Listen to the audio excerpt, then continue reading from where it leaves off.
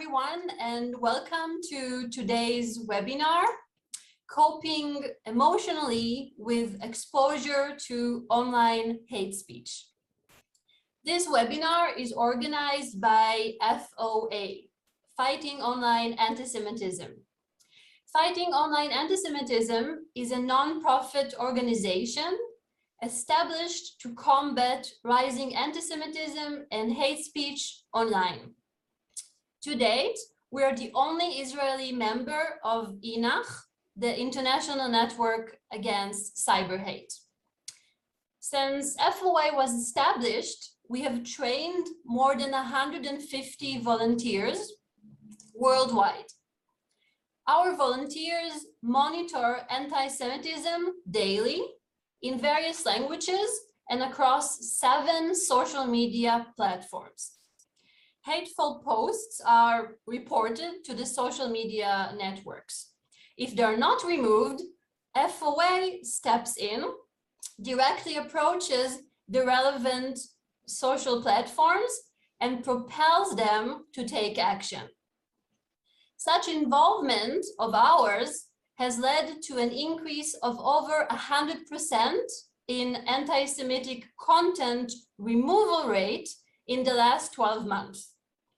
Our full reports are available on our website, both in English and in Hebrew, and I invite you to take a look. In the next hour or so, we will discuss the interesting and important topic of emotionally coping with exposure to online hate. Why are we dealing with this topic today? Cyberspace in general and social media in particular have many advantages. One significant advantage is that social media enables us to feel connected to others, regardless of their geographic location. Young people, more than any other age group, use social media to connect with friends. Yet, youngsters often lack the emotional skills necessary to deal with hateful and abusive content they come across. Online hate speech is dangerous.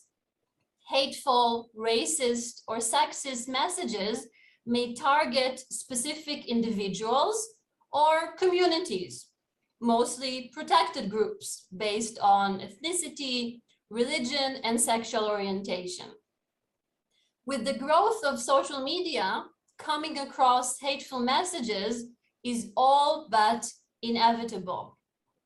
Reporting online hate speech is vital, so it can be taken off social media. However, it is equally important to learn how to emotionally cope with exposure to such hate. Our 2 excellent panelists, Julia Moser and Jonathan Vick, will do just that. To learn about the causes, forms, objectives, and impact of online hate, we will first turn to Jonathan.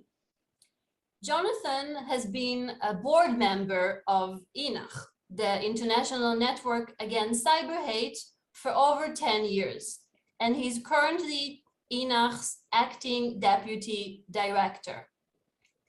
Jonathan previously worked for the ADL, the Anti-Defamation League, as a senior intelligence analyst, technology advisor to the general counsel, and associate director of investigative technology and cyber hate response. As INACH's North American interface for internet industry relations, Jonathan is responsible for institutional technology enhancements, community safety, threat detection, threat profiling, and hate mitigation. Dear Jonathan, the floor is yours if you would like to share your screen. Gladly, here we go. There we go. All right. Thank you, everybody.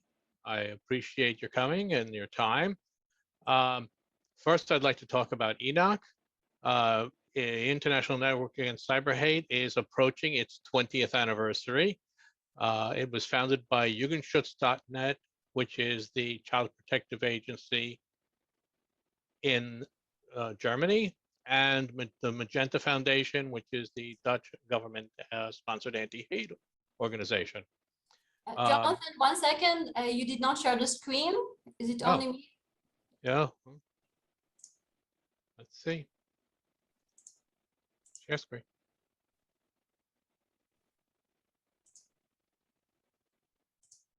Yeah.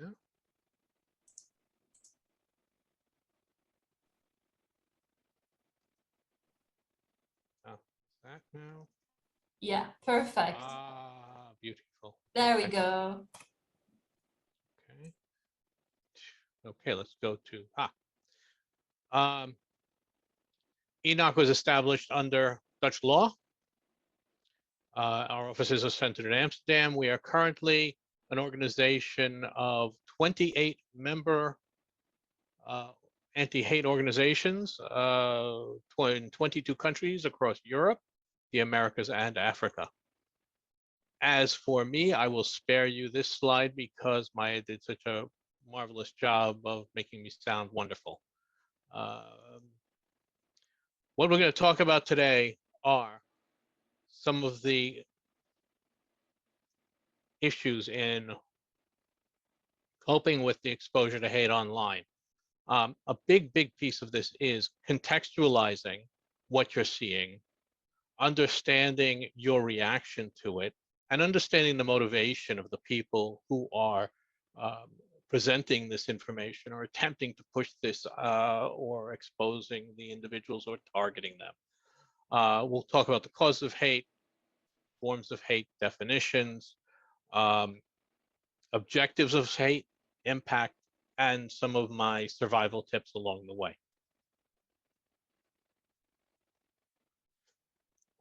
Why does some of the cyber hate happen? And that's something that's very important to think about. I mean, above all else, it is easy. It is very simple. Anybody with any sort of presence on any platform can generate this. In many cases, the platforms will remove the material, but material that has been, once it's posted, it can be there for merely minutes.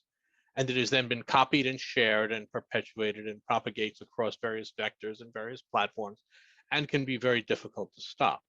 So in that way, somebody who's looking to victimize or target has a tremendous capability for an individual. When it is a network or a group of people, that capability becomes multiplied astronomically. People do it for various reasons. Another, very often they do it for gratification. They have personal issues which require them to make other people seem small, to exert power over other people. We see this with the incel movement, which is the involuntary celibacy movement, which has been responsible for a great deal of hate. And it is a very disturbing trend. But they clearly feel that they need to, this group, you can look them up and get some background on them, but these are people who feel they've been marginalized by society and need to exert some form of power over other people. The same thing with gross misogyny and with anti-Semitism and with bigotry of all various types. You also have people who are perpetuating ideology, be it extremist right-wing ideology, left-wing ideology, environmental ideology, and when you are counter to whatever they represent or they feel that you are in some way a burden to their or an obstacle to their promotion of their ideologies, you then become a target for them. Once you are a target for one of the members, very often there's something called dogpiling, where there is a cumulative effect with other people weighing in and jumping on an individual or group based on this perceived stumbling block to their promoting their position. Another very important thing to think about, which seems rather minor, is that some people have a bad day. people will lash out. People will strike out at people when they're just, and when being online and being in a social environment is as easy, and venting when you've been cut off in traffic or something has gone terribly wrong at work, uh, can vary, or there's an item on the news that aggravates you, to strike out in a matter of seconds. And this has been addressed by many of the platforms, where they will insist, when they see a post potentially that is problematic, to delay that post, to ask the user to reconsider the post. And in a lot of different cases, when people are confronted with these seemingly spontaneous acts of aggression and bad behavior, will tend to recant it. But once again, once it's out there, once something horrible has been said, recanting a statement and undoing the damage it's done are two very different things. And these are things that we need to take on board and think about, and anticipate, not just the impact on the environment, but also the impact it has on us as individuals. Cyberspace online, some just some ground rules for terminology, is the place where computers, cell phones, other electronics exchange information. Hate speech, abuse based on individuals' actual or perceived attributes. Maya have touched on that very well. Bullying, insults, discrimination against groups or people on the grounds of skin color, race, ethnicity, sexuality, political beliefs. Also, anti-Semitism and historic revisionism are also now considered in most markets and most countries. Specifically, there are laws in many jurisdictions that outlaw historic revisionism and anti-Semitism as well. And cyber hate is when any of this makes its way online. Now, considering the prevalence of our online environments, that means just about anything. Anytime any hate is spewed anywhere, and we'll see some examples of that, it takes its legs not in the newspapers, not necessarily on the television. It just makes its way across Facebook and Twitter and TikTok and Instagram and every place else. Attacks break down in really two very rough forms. One are ad hominem attacks. What I mean by that is these are attacks where when you're in a political forum, or you're in a community forum, where you're discussing parking problems, or you're discussing the weather, all of a sudden somebody strikes out with completely unrelated attack based on your icon, your name, something that you said about where you live. These are attacks that are spurred of the moment, where somebody has taken the opportunity to target you based on some bizarre, unrelated, sometimes very often, issue, or once again, perceived attributes. Can be absolute, the color of your hair, the color of your eyes, the country you live in. These are the way the hate will manifest itself. It could be as simple as a name. We have had in the past, we've done research based on journalists in the United States who were attacked, being perceived as being Jewish because their names sounded Jewish. They indeed were not Jewish, and were part puzzled, part mortified, part greatly concerned that here they were being attacked, and that they did not take attacks against Jews very lightly. They felt being lumped in with that represented a real threat to them, as it was indeed meant to be, based on the attacker. The types of attacks very, very often these days, and are based on the oldest of tropes, the oldest of lies. And many of you are familiar with many of these things. Jews as manipulators of business, of media, of banking, of international conflict. Jews are puppet masters. Blood libel, the killing of children for use of their blood in Jewish rituals. Social subversion, Jews responsible for immigration, for homosexuality, much of this arises or was in, much of this comes from great, many things that are much, much older in society and in culture. Many of these things can be seen in the Protocols of the Elders of Zion, the infamous book. If anybody hasn't read it, it's a very short read, as disturbing as it is, but is absolutely worthwhile to see it. There's also a great deal of writing about the fabrication and the origins of it and where it comes from. But these old tropes do not necessarily allow them to be, as with Holocaust denial. These are things that do not evaporate. They are very much alive in society, running underneath the surface, specifically with racist groups, hate groups, and extremist belief systems. These have a tendency to morph with current event issues, be it elections, be it COVID.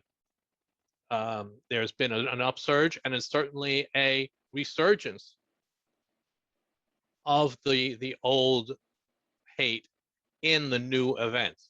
In the upper left, that's Latouche, very infamous anti-Semitic cartoonist, but a new cartoon, a very old theme of the United States really being a Jewish institution underneath its trappings. Bottom left is that the Jews created COVID to sow disaster, discontent, upheavals, to exert their force in history or re-exert their force in history. That center cartoon is a modification of a Bible cartoon or a historic cartoon about the Trojan horse, but somebody's photoshopped it. And in the belly of the horse are not the soldiers; they are the Jewish archetypal untrustworthy, greedy Jew image behind the earth, the world, which is about Jewish world domination tropes. In the upper right, again, a brand new cartoon. This is based on dissent in the Arab world these days, that you have different countries that have aligned themselves with Israel, who have taken positions against the other Egyptian Arab world countries, and that Israel is responsible for that. That has nothing to do with social responsibility. It has nothing to do with maturity of commerce or industry or society, that it is a machination. In the bottom right, you have something that we see where it becomes a conflation of issues. That this is about Palestinians being killed by Israeli government soldiers, and that is equated as fascism, equated as Nazism, as modern Nazism, and that Israel and Jews are used interchangeably in almost all of these situations, are in fact the new Nazis. This completely conflates the underpinnings of what fascism is, of what real genocide is, of the real history of the Third Reich. And in the bottom center, we have Marjorie Taylor Greene, one of our puzzlingly positive individuals in the U.S. government, who has conflated the vaccination identification cards and identification verification that you've been identified as the wearing of the yellow star, and clearly, once again, this is a conflation of where the government's need to identify vaccinated individuals in crowded or public settings is somehow being connected to the Nazis' identification of people for potential extermination. Clearly, these are not equivalents, but she draws them, and then the people who listen to her and believe her and follow her pick up those threads and run with them. Many of these, the cartoon above her has made its way, all of these cartoons and images have been perpetuated across the internet And even though their context may not be specific to anti-Semitism, they are turned towards anti-Semitism or turned towards undermining the understanding of what anti-Semitism actually is. So, what are the objectives of these? What did these people hope to accomplish? Very often online, the hate is intended to marginalize and isolate people. It's meant to cut people out of society, to create a position where they are not participating online, they're not participating in debates or discussions. It's meant to make them feel that any sort of activity in opposition to um, whoever is now targeting them or attacking them is pointless, is fruitless, is not worth doing. It's chasing people off platforms and disengaging. Part of it is desensitization. It is part of the external community. There are people out there who see these cartoons, who see these extremist politicians and say, oh, that's just ridiculous. Nobody's going to take that seriously. It doesn't matter. But when that happens enough and enough people don't bother to report it and to speak out against it, it becomes mainstream. It becomes accepted. It becomes tolerated. And that is where the people in the margins, although the people who do dismiss it aren't necessarily problematic and won't necessarily be affected by it, the people in the margins who are receptive to it or are susceptible to it readily have more of it put in front of them, and they consider that wealth of information to be validation of its real credibility. Disenfranchisement, very much part of the first marginalization and isolation point. They want you to feel you have no community, that your social media platforms, the internet, is not where you belong, is not part of your support system, is not part of where you can go and participate and be part of society. Bottom line with all of this is to create fear. It's to cause uncertainty. It's to create that knot in your stomach, whether it's about you directly, whether it's about you indirectly. It is about power, and it is about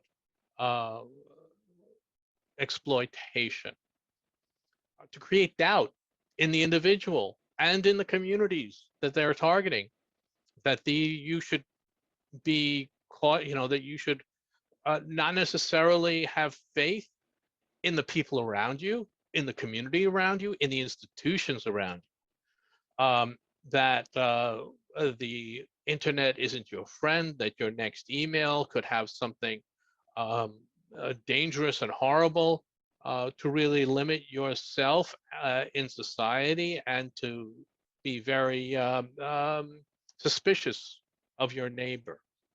Self-destructiveness. This is, of course, one of the most dangerous. In this, the hate and the fear and the marginalization, the disenfranchisement, all of that combines to where people will see something that is absolutely or that is innocuous or that is marginal, perhaps unintentionally offensive, and immediately jump on and assume that it is bullying, anti-Semitic, targeting. We've seen, look, honestly, we've seen things that are not anti-Semitic, which are immediately accused of being anti-Semitic, and when it has been examined, we see that that is not necessarily the case. But these are all things that this type of hate is absolutely directed towards triggering in the members of society. And once you start lashing out at people for what may be incidental comments, you then are indeed becoming marginalized in their community. It's not your own actions. You've triggered a series of events that impact your presence online and in the larger community. When exposed, when people onboard this stuff, when it starts to really affect their lives, individually, they withdraw. They're subject. They will cancel online accounts. They will be subject to severe anxiety. They become paranoid. Everything is against them. Now, everybody has different thicknesses of skin. In some cases, we've seen cases with children where they shrug all of this off. We've also seen cases where what other people would consider to be minor issues will drive some children to attempted self-harm. But that is the real world impact of what happens. We are all human and all susceptible and all react at different levels. How do we respond? Most importantly, there is no magic wand. Magic wands are toys made of plastic. Unfortunately, there is no one place you can go to stop this. There is no one post you can make in response to hate that's going to stop it. There is no one thing you can say against Holocaust denial or anti-Semitism. It is as much a battle, a consistent, ongoing effort that you need to make if you decide you have the motivation to pursue it. I would say that I think the most important thing, and that surviving hate at the top, I don't know where that word too came from. It's blame it on the cat. Is to look at the hate that exists and put it at arm's length. Try and be objective about it. Depersonalize it. That it is not necessarily or not specifically about you.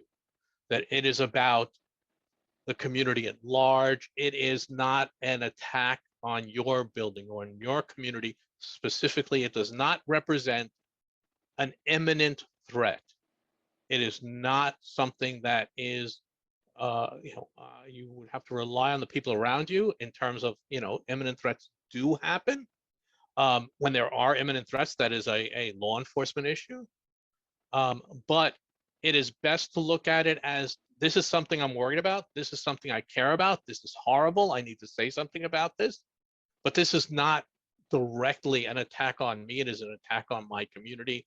And I am therefore part of that and going to engage here, which is the next point, which is standing up, which is not withdrawing, which is not being marginalized.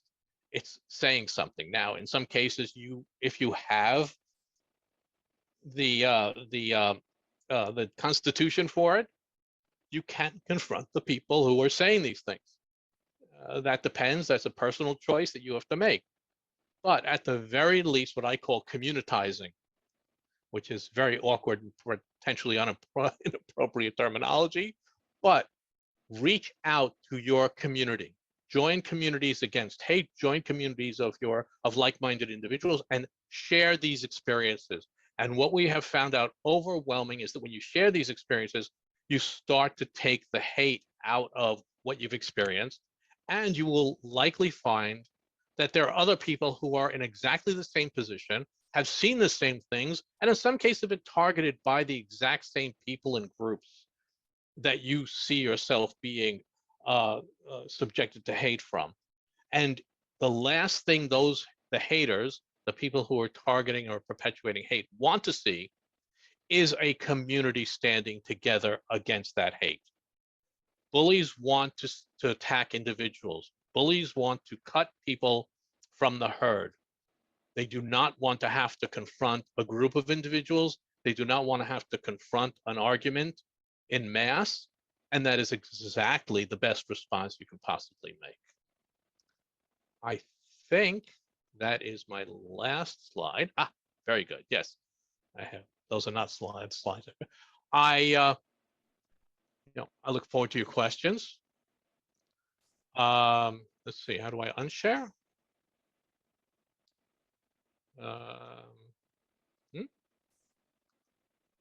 Nope. I don't know. Maya, can you take me off share?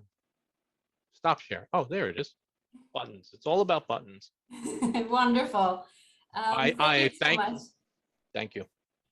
Thank you so much, Jonathan, for this really enriching presentation.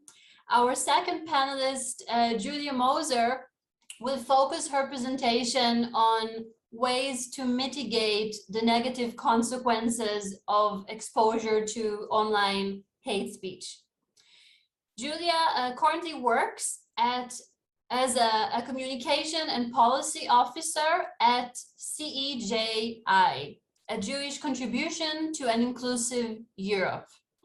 It is a Brussels-based European NGO that works to combat prejudice and discrimination. In her role, Julia focuses primarily on hate speech and related online harms. She does so through engaging in policy discussion with social media companies, through developing training for various stakeholders, and through building partnerships with other SEOs, mainly in Europe. Julia joined CEJI in October 2016. Since then, she has gained extensive experience on issues relating to countering and monitoring hate speech. She also developed the Facing Fact online course on hate speech that she will be talking to you about. Julia previously coordinated a European counter-speech campaign and participated in research on counter-speech methods. In her present position, Julia continues to research toxic online behaviors, their mental costs, and their impact on democracy. After Julia's presentation, we will open the floor for some questions. Julia, if you would like to share your screen. Yes, absolutely. Thank you, Maya, and welcome everyone. Good evening or morning, depending on which time zone you're connecting from. Just to check, can you see my screen? Yes, yes, okay. it's perfect. I see some nodding. Thank you. So I'll get right into it. And before starting with some of the introductions and moving on to the practical part, I wanted to start with an unconventional slide that I came across when I was preparing for today's webinar. And as you can see, it's an excerpt from a Beyonce interview. I'm putting aside opinions, pro or fans or not fans of Beyonce. I wanted to bring this here and start with this because both the question and the answer highlights a lot of the issues that we will discuss here tonight, starting with the question how she protects her inner self. And when we're talking about emotionally coping with online hate speech, a lot is about protecting our inner self and not letting hate come or get to us. And in her answer, she highlights, you can read it on the screen, but she highlights a few things that we'll also be talking about and we'll inevitably have to touch upon when we talk about hate speech, how there are so many internet experts without expertise and common critics, how our realities are defined and heavily impacted by algorithms that we don't know much about or their functioning are not necessarily transparent, and how we can end up creating a false reality where we're not fed of a balanced information. And also hate speech can really help us, or not help us, but contribute to creating a false reality and a distorted vision. So what I would like to focus on today is a set of practical tools and tips on how to prevent it from happening and how to catch it just a moment when it's about to overwhelm us. So I wanted to start with a short introduction, but Maya did such a wonderful job once again that I think she covered everything that I would have said about how I ended up working in hate speech and what do I do at CEJI. So I will focus first on CEJI itself, the organization where I work at, as well as the Facing Facts project within which we're focusing all our efforts, or we're focusing our efforts on tackling hate speech from a variety of perspectives. And then I'll get to the practical tips on emotional safety and some of our preventive tips on how to cope with online hate speech. And I'll point you to a study that was recently published, and it's a first in ever happening. I'll leave it there as a cliffhanger, so you stick around towards the end before moving on to your questions. So CEJI, a Jewish Contribution to an Inclusive Europe, is a Brussels-based civil society organization that works on a European level in tackling all forms of racism and discrimination, including anti-Semitism. As a Jewish organization, we've been working at delivering a lot of anti-bias trainings on overcoming anti-Semitism, but also on overcoming Islamophobia or reconciling gender and religion, in addition to having two other main pillars of our work that's been focusing, one of them been focusing on hate crime through the Facing Facts project, and the other one on hate speech, also originating and working within the Facing Facts framework. And I put our mission there because I think it's beautiful, but also the second sentence that CEJI stands with people of all backgrounds to promote a Europe of diversity and respect. And this is our mission that we work on achieving both through education, doing a lot of trainings for civil society, for teachers, for politicians, policymakers, and also through advocacy. So taking advantage of our location in Brussels in Brussels and having all the EU institutions nearby, we also work on advocating towards change in the policy framework. So in a way, we're both horizontally spread across Europe and also vertically going from grassroots to policy making.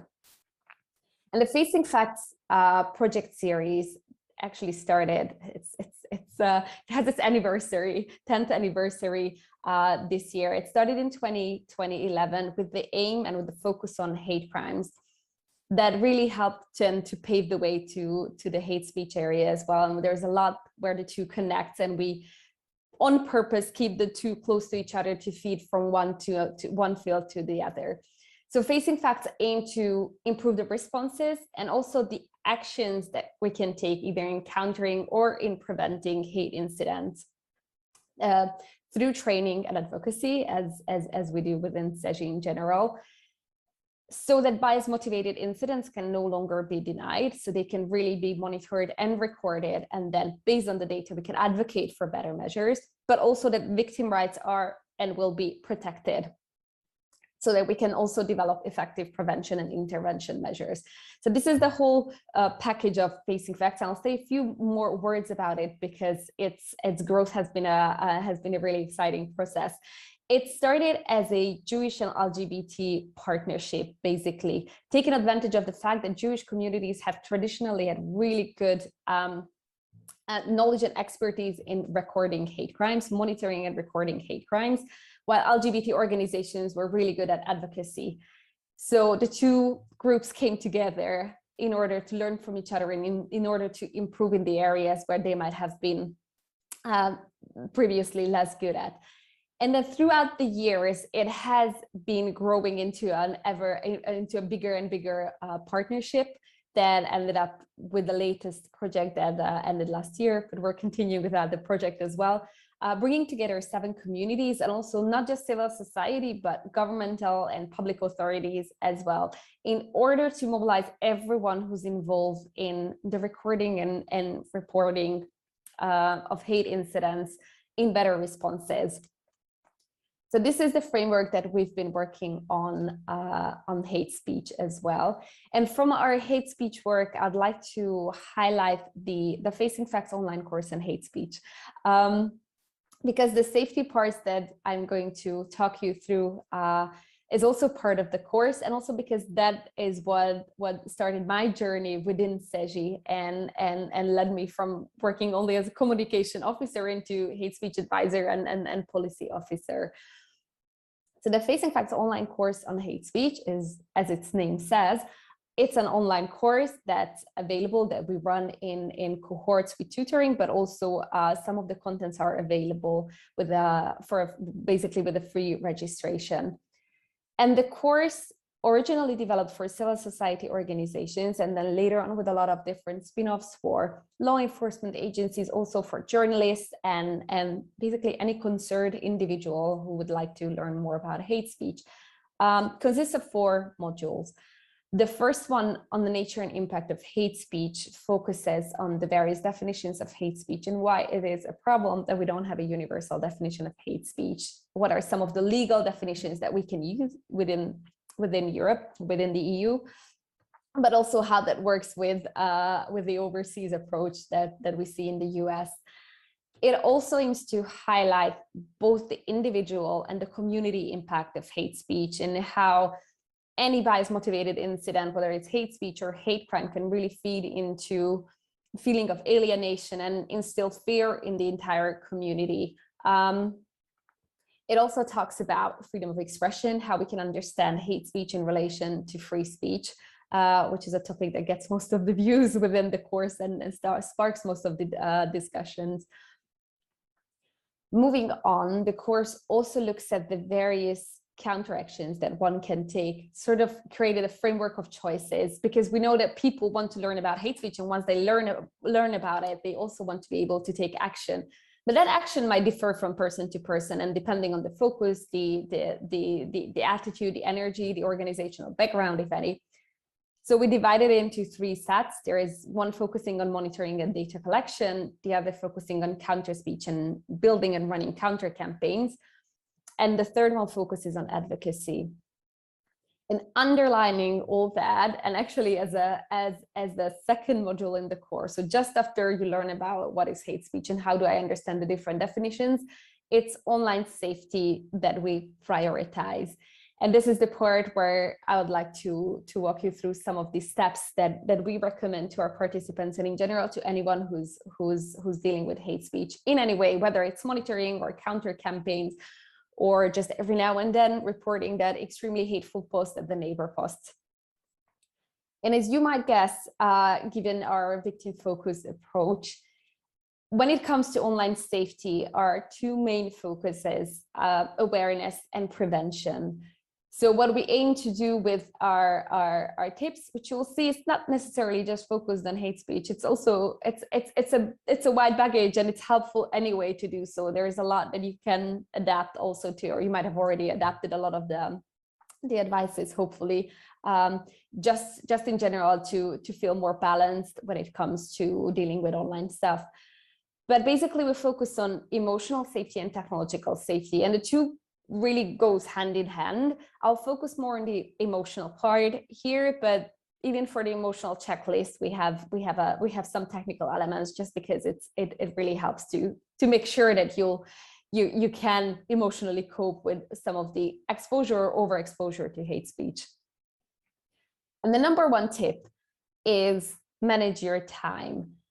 So we've seen it a lot that when it comes to people starting to enter in the field of hate speech and realizing how much of a problem it is, and there is so much to do, because there is so much to do, unfortunately.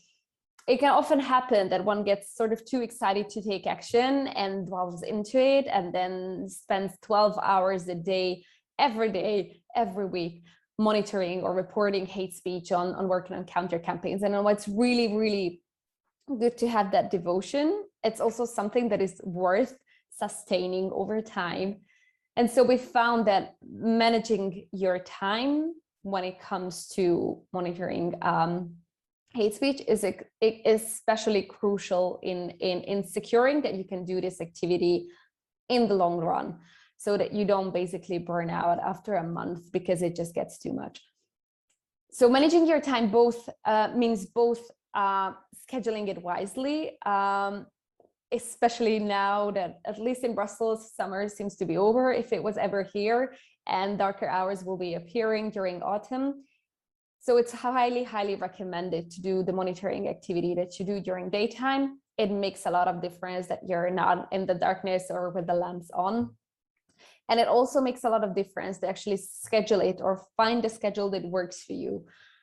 And we tend to encourage our participants and whoever comes for our trainings to do as much as they can. So if it's 2 hours a week, that's completely fine. If you can do 8 hours a day because you have the skin thick as a rhinoceros, that's also great. And then go for it.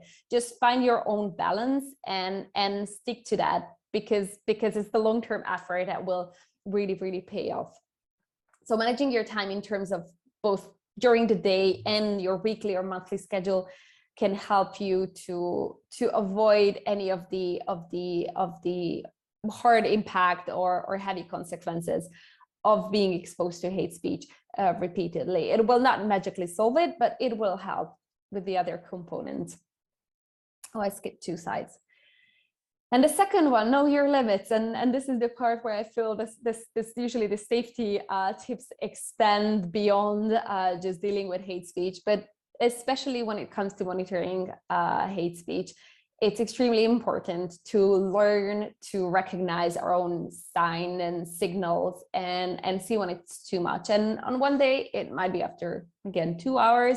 Another day, you open the computer, you see one image, and that's enough. You're done because you see something that really impacts you. And that's also something that is completely fine. And you have to recognize that moment, because if you just keep on going and pushing, it might really, you might not have the time to process it and really emotionally cope with it, and it will come back to you, or it might impact your sleeping cycle and all that. So it's really important to recognize when something is too much, when hate speech is too much. And as I say in our course, having a very flexible and tailored approach, it's really fine to do a little less every day, one day, and then do more when you feel you're having a better day, or maybe you're just not coming across that awful content, luckily. And in terms of knowing your limits, strongly connected to the previous point, disconnecting is extremely, extremely important and essential, especially thinking that, again, more from a prevention side and also in a sustainable approach to dealing with hate speech. So this means disconnecting from hate speech itself. This means that, but also it means disconnecting from your computer and basically from news and from anything that's bothering you, because you just need time to recharge. And this is also one of the reasons I just want to connect it back to that Beyonce interview where she says there is a world beyond our phones and our computers. I'm adding our computers, but it's extremely important that when it comes to hate speech, you have some of the fulfilling hobbies that you can pursue and really basically have a place where you can recharge, whether that's a mental place or an actual place, whether it's your favorite, point or part of the couch that you sit at during the evenings with a book. It's fine, but be mindful of that and be aware of that you need to disconnect every now and then. A very practical example that I've heard from before, absolutely no go, don't do hate speech monitoring in your bedroom. Even if it's locked down in Corona and you live in a studio, it's a minor step, but it's really important to separate both the time and the space where you do hate speech monitoring and where you recharge or do anything else. And this sort of separation also helps to basically prevent it from overwhelming you. And the next slide. Right. Very much connected to the previous one. They are actually, I should have put up probably a pie chart and show how all these components come together and then work together. You need all of them. I mean, it's good to do one or two, but ideally you should have all of them parallel to each other. Have your circle of support. And Jonathan talked about it, so I'm not gonna say too much about it, but basically, yes, like have your community. If it can be your friends, it can be other volunteers, it can be the community that you belong to for monitoring hate speech, but it can be also any other community, and it can be any other person that you can share with if you've seen, if you came across a content that really heavily impacted you. Because that sort of processing and digesting is also extremely important in going ahead. So you don't have to be a lone warrior in that. And as much as, again, devotion and commitment is appreciated, and there's so much to do around hate speech, just make sure that you also have enough time and have the right persons to process it with, both professionally and as a private individual. And so I said there would be a technological element. I'm not going to go into too many details, but check your privacy. Again, thinking of prevention, and I think many of you have already done this. But it's extremely important when you're dealing with hate speech, especially when you're also doing a lot of counter campaigns. If you're doing counter campaigns or counter speech, if you're engaging with people who are haters, if you're engaging with people who might be associated with an organized group, if you happen to be with your alternative account in far-right groups, then you really want to hide all your public information. You might, want to have basically multiple accounts, so not be there with your full name. And just in general, use a VPN, have strong passwords. Now we know that strong passwords don't need to be complicated. 4 random words next to each other, they work perfectly, especially if you speak more than one language. Mix the languages, it's going to be extremely hard to crack. But this is just basically making sure that while we're focusing now on emotionally coping with hate speech, or preventing that we'd have to cope with it too much, this is just basically having an extra shield that is always good to have there, or I would say mandatory to have there. And finally, 2 very important points together.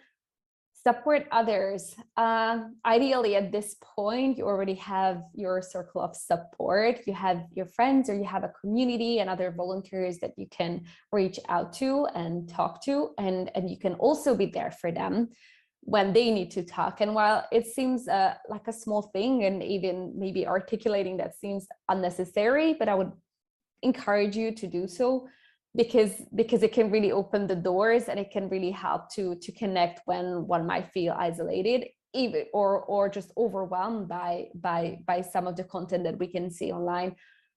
And it doesn't, it's not necessarily, obviously, when you see someone being targeted, support the victim, reach out to them. But also, just as others who are doing a lot of monitoring work and work on hate speech, is really, really helpful to talk to each other and support each other in it. And of course, Jonathan also talked about it.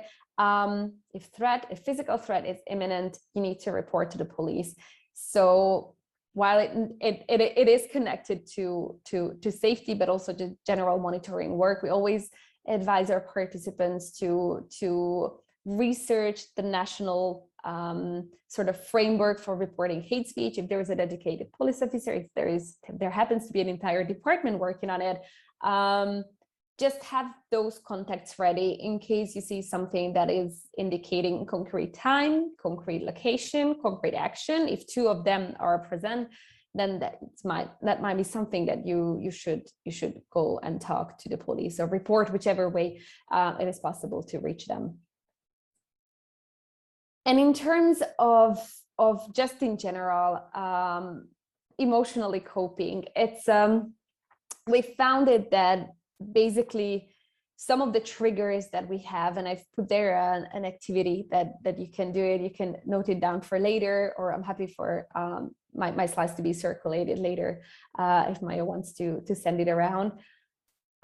We found that it's a double-edged sword. So we all have our triggers. Obviously, we're human beings, and that makes us more vulnerable.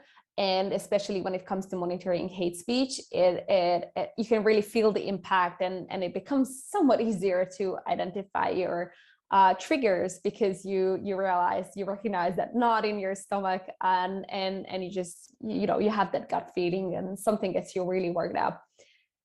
But it's important to see them not only as what makes you more vulnerable, or as perhaps as a threat, because then I won't feel good. I mean, it's not a nice feeling to be triggered, but also see them as motivation, as something that fuels your activity, that fuels your work, and that keeps you going, because there is something that you can do about it. And then you'll take that one step and sort of turning it into commitment. And it's an internal activity, but I invite you to do that. And if you haven't already, identify some of your triggers, and then think how that feeds into your motivation, and into why you're working on hate speech, and why you're monitoring, and why you want to run a counter campaign. And it's a very enlightening activity that you can do. Even you can do it with free writing at home, or talk to fellow volunteers about it.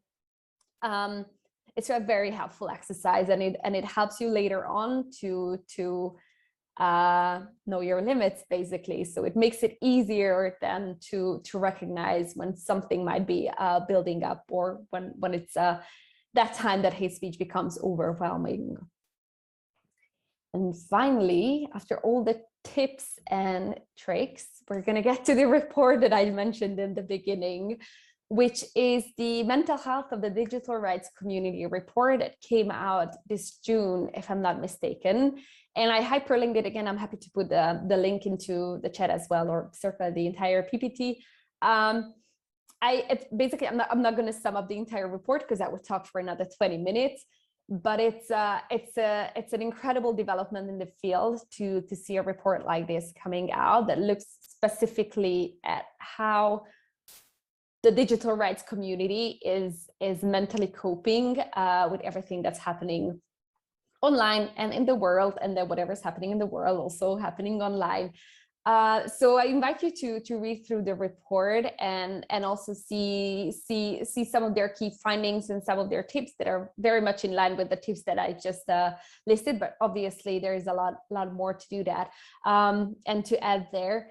And also just to see how some of these tips, and then how some of the challenges of the past year, and we're all being well, not anymore, but semi logged in and in between waves of COVID, dealing with all the online content that we see. So this is the cliffhanger that I wanted to fulfill. It's been done. And I very much look forward to hearing any of your questions and keeping in touch in Twitter or on Facebook or in any other ways. And thank you for your attention.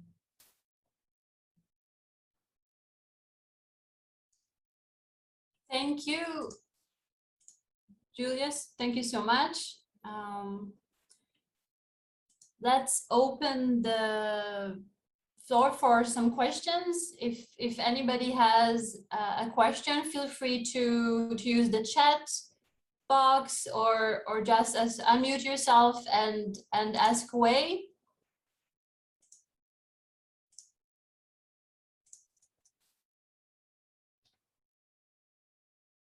Maybe if possible, I'll ask the first question. Sometimes the first one is the toughest. Jonathan or Julia, maybe you would like to share from your personal experience. Have you come across some kind of sensitive material, some piece of content that hit closer to home than usual? And what was it, and how did you deal with that from an emotional point of view? I'm looking if Jonathan wants to go first, but then I'll take it.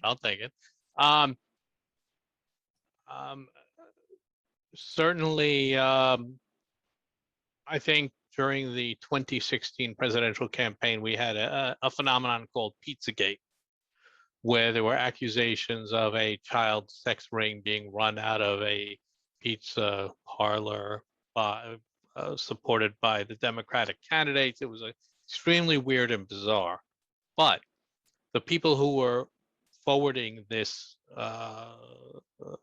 conspiracy theory were clipping pictures of children from Democratic, from the Democratic National Convention, Democratic Party website, advertising, various other places. These are children that just incidentally happen to be in promotional pictures, happen to be at rallies, happen to be in various places, and they became subject to some of the worst viral internet material that I think I've ever seen, by virtue of the fact that they were children, by virtue of the fact that they were innocent, by virtue of the fact that they were just plucked out of anonymity and thrust into this, and that this created tremendous amount of anger and fear and incredible paralysis on the part of parents in terms of what to do. So this was an attempt to alienate them from the election process, from participating in rallies, from doing the things you'd want to do in support of an upcoming election. And so that was the use of children in this way, and pictures of children in an incidental environment were that struck me really hard, and the fear and anger and confusion of parents was really palpable for me. And so, but we were, fortunately, it's teaching people how to overcome this, how to deal with the material, how to approach the material, how to approach the platforms is what we do. And so we empowered them to do something about it, which is part of taking the fear out of the process, and that they were not marginalized. And as a result, they were able to do things about the problem. But that material just cut me right to the heart. Thank you for sharing. Julia, would like to add anything? Yeah, I can also share a personal story that I think partially basically inspired some of the safety module writings that we have in our course and that I shared with you. And it's also the worst case study that I tend to use in some of our trainings, which was around, I think by now, yes, 4 or 5 years ago, in one of the first monitoring exercises that we did within the European Commission's Code of Conduct on Illegal Hate Speech. And I found myself staying late at work because I was really committed and into finding a lot of content to report. So basically somewhere in November, I think at 7:30, alone in the office, I ended up in this whatever website that was filled with extremely violent, misogynist content, but the kind of content on, how to run over women with your van and then revert and go again. And this kind of very descriptive, violent and bloody hate speech. And I still remember some of the pictures from there and just thinking like, oh, probably I shouldn't be doing this alone and not in the evening and not in darkness. Like, this is very wrong. I mean, I think that was my first recognition of knowing my limits when it came to hate speech, which probably is the reason why it stayed with me. And then later on, as I started to work on the safety module, and I found a lot of very good content online and some of the tips, so basically the tips that I shared with you earlier, I learned to manage it and separate it. But it's also probably the reason why I'm so committed to the topic of emotional safety when it comes to exposure to hate speech. Thank you for both of you for sharing. And I would also like to thank our participants and just wrap things up. In webinars such as today's, we in FOA aim to raise awareness of the phenomena of cyber hate, discuss relevant issues from different aspects, and explore ways to combat hate online. Our webinars are open to the general public and they're free of charge. Please consider donating to our organization or volunteering with us. It is only with your support that we can continue our important work. If you'd like to learn more about FOA's activities, please feel free to check out our website and follow us on social media. All the information is available in the chat window. You're also very welcome to sign up for our newsletter to receive monthly updates and invitations to future events and to our upcoming training project starting this October. So once again, thank you very, very much, our panelists, our participants, and I hope to see you all in our next month webinar. Thank you so much.